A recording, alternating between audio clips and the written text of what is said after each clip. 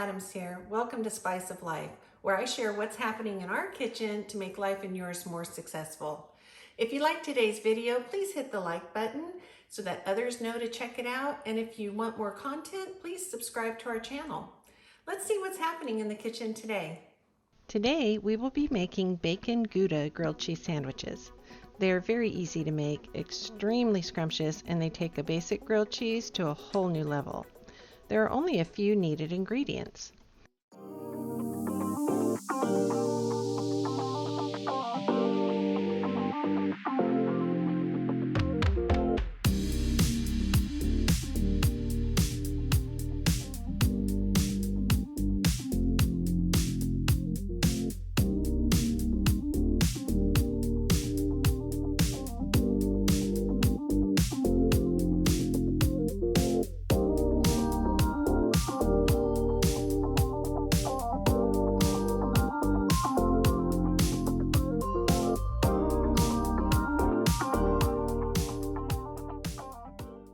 The easiest way to make these will be on a griddle, which is what I will be using, but you can also use a stovetop skillet as well.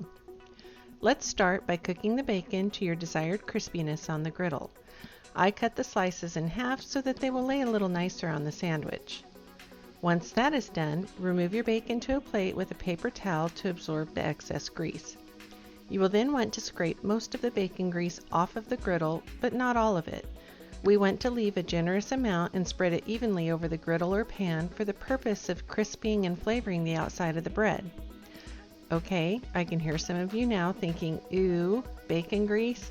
I say absolutely. Turn your griddle down and let it cool a bit so you don't scorch the sandwiches. Then lay your first slice of bread down onto the bacon grease. I personally prefer artisan style bread for this recipe, but really any bread will do. Add your Gouda cheese. Generally, you will use 1.5 pieces of cheese per sandwich.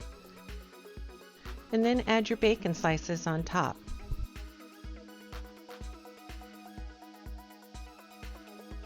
Then top it off with your cheddar slices, again using about 1.5 slices per sandwich.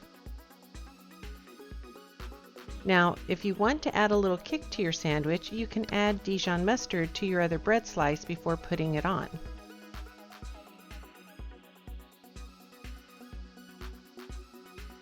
I like to keep mine a little more mild in flavor, so I'm going to pass for my sandwich and just add my last slice on. You can then turn your heat up slightly to help toast the bread and melt the cheese, flipping them often so the bread does not scorch.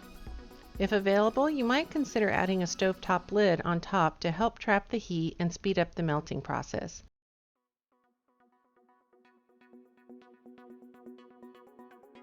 You will know they are done when the bread is crisp to a golden brown and the cheese is melted. Let's cut into this and take a look.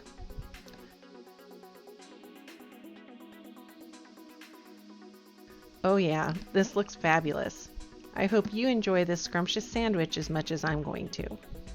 If you like this demonstration, please let me know by clicking the like button below and subscribing to my channel. I have more great recipes and cooking tutorials on the way.